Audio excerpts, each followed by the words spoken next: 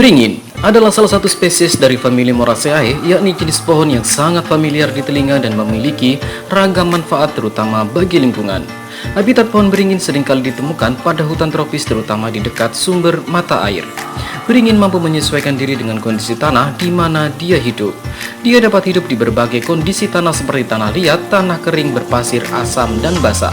Bahkan, di pegunungan kars akar pohon beringin mampu menembus celah-celah yang ada di batuan kapur tersebut. Uniknya, perakaran dalam dari pohon beringin mampu menembus lapisan air tanah dangkal sehingga dapat membuka aliran permukaan baru dan menjadi sumber mata air.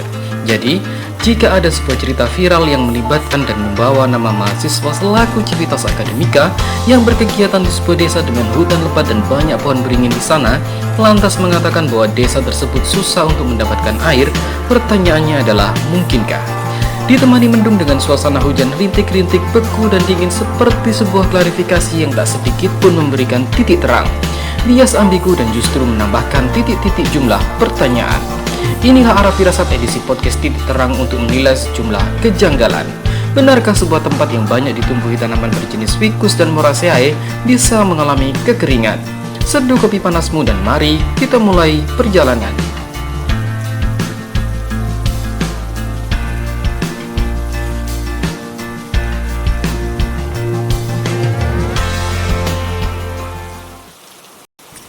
Jadi itu bilik kamar mandinya yang makam sama pohon berkainya ada di belakangnya sana. Di sini juga ada bilik tempat mandinya. Airnya bening dan berlumut. Kita lihat ya. Tuh. Bening berlumut airnya.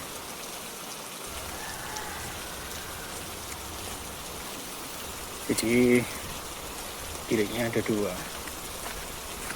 Yang di sini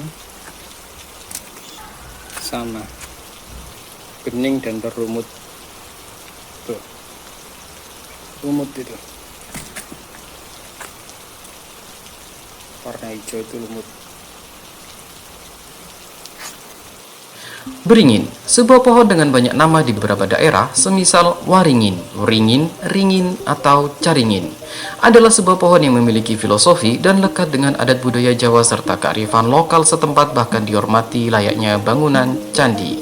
Itu sebabnya, jangan heran kalau di dekat beringin sering dijumpai sendang sinden atau patirtaan berbentuk kolam yang menyerupai candi yang suci dan sakral, dan beberapa pohon berdekatan dengan area makam. Itu sebabnya jangan heran pula jika di dekatnya terdapat dupa dan sesaji. Pohon beringin dapat tumbuh dengan maksimal hingga ketinggian 1400 mdpl. Akar tunjang pohon beringin mampu mengisap air dalam ke atas sehingga memunculkan sumber mata air dangkal. Selain itu, perakaran tanaman dari keluarga ficus ini mampu menyimpan air lebih baik dan lebih banyak ketimbang akar pohon lainnya. Itu sebabnya menebang pohon beringin sama saja dengan menghilangkan sumber mata air dangkal tersebut. Dan tahukah kalian, ini adalah informasi yang kami dapatkan dari salah satu petugas hutan di daerah lain, bukan di lokasi ini, yang kebetulan berpapasan dengan kami saat kami hendak menembus lokasi tapak tilas yang kemudian dilarang dengan alasan yang sangat logis. Apa itu? Nanti dulu. Info yang paling menarik adalah salah satu jenis tanaman dari keluarga Pinus yang memiliki nama lain bunut, yang diantaranya memiliki daun pucuk merah yang berjatuhan di tanah, seperti yang kami jumpai pada jalan masuk tipak tilas, memiliki nama latin yaitu Ficus lacor atau biasa disebut dengan pohon kroya. Sekali lagi, kroya atau kroyo. Ficus lacor atau kroya masih satu keluarga dari beringin, mungkin masih saudara dari ibunya, ibu beringin. Yang jelas, Ficus lacor atau kroya bukanlah jenis vegetasi introduksi. Silakan buka lontar Usada Bali. Di sana disebutkan kroya sebagai salah satu tanaman obat dengan nama latin yaitu Ficus lacor. Masih kurang yakin? Coba analisa sendiri. Kenapa salah satu lokasi pengambilan gambar dari cerita viral itu adalah di Kidul Wanasana? Dan silakan perhatikan, akar merambat yang memenuhi dinding gubuk tempat di mana kawat berturih itu ditemukan, itu jenis akar pohon apa? Dalam tulisan Gunung Sewu juga disebutkan bahwa tahun 60-an dilakukan penanaman 12 jenis ficus asli daerah pegunungan di hutan Wanasana. Salah satunya tentu saja Ficus lacor atau kroya, yang di sana nama lokalnya adalah ambal. Menariknya, ficus atau beringin juga masuk dalam jenis tanaman resan atau rembesan. jenis tanaman yang banyak dijumpai di dekat mata air dan aliran sumber mata air. Salah satu tujuan penanaman 12 jenis ficus pada tahun 60-an tersebut adalah untuk mengembalikan fungsi mata air. Jadi, jujur saja, kalau ada cerita sebuah desa yang memiliki hutan lebat dengan aliran sungai dan banyak dijumpai pohon beringin bambu di sana, lalu diceritakan susah akses air, itu membuat saya meneteskan air mata. Masih kurang yakin? Silakan baca berita. Dari sekian banyak daerah di Kidul yang mengalami kekeringan, salah satu daerah yang terbebas dari masalah tersebut adalah wilayah di hutan Wanasana, sebuah wilayah hutan lebat yang banyak dijumpai pohon beringin bambu di sana. Sama seperti ciri lokasi dalam sebuah cerita viral yang melibatkan mahasiswa di sebuah desa yang katanya nyata. Jujur saja, saya sampai bingung harus memilih kata yang mana, viral atau nyata, sebab labelnya selalu berubah-ubah.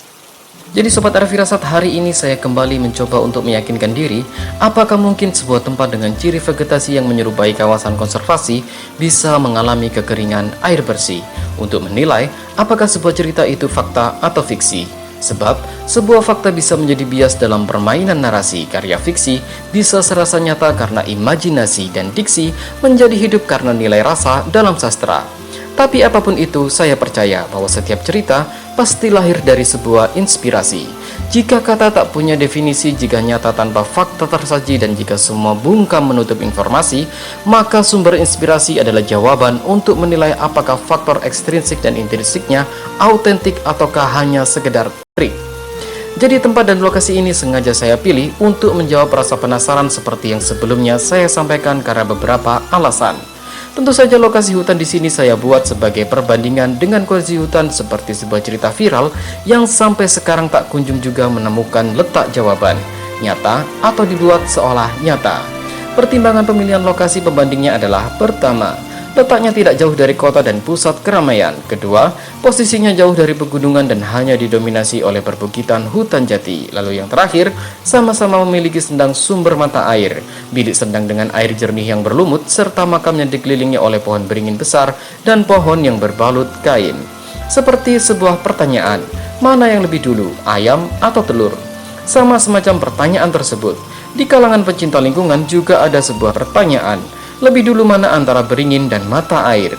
Mata air dulu baru beringin, atau beringin dulu baru mata air? Sebab, di mana ada mata air dan daerah aliran air, hampir dipastikan ada juga beringin.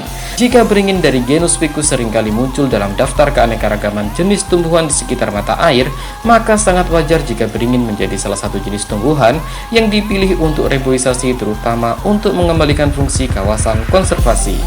Sebab, ciri dan morfologi beringin mampu membentuk rongga dan mempertahankan air tanah sehingga memunculkan mata air dangkal. Jadi, jika sebuah tempat yang diceritakan berada di tengah hutan lebat belantara dengan pohon-pohon besar seperti pohon beringin mengalami kekeringan air, nyata atau janggal? Bukankah semakin besar sebuah pohon itu menggambarkan usia dari pohon itu sendiri?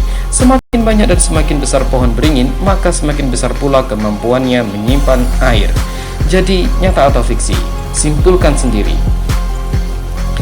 Jika ada sebuah cerita yang belum jelas kenyataannya tentang sebuah desa yang terdapat banyak pohon beringin dan ada dua mata air di sekitarnya, lalu dengan alasan sakral sehingga warga tidak pernah menggunakan air dari dua mata air tersebut, pertanyaannya, jika kemudian mereka memutuskan untuk membuat sumur, bukankah pada akhirnya mereka mengambil air dari lapisan akuifer yang sama, atau dari resapan tangkapan air yang sama juga?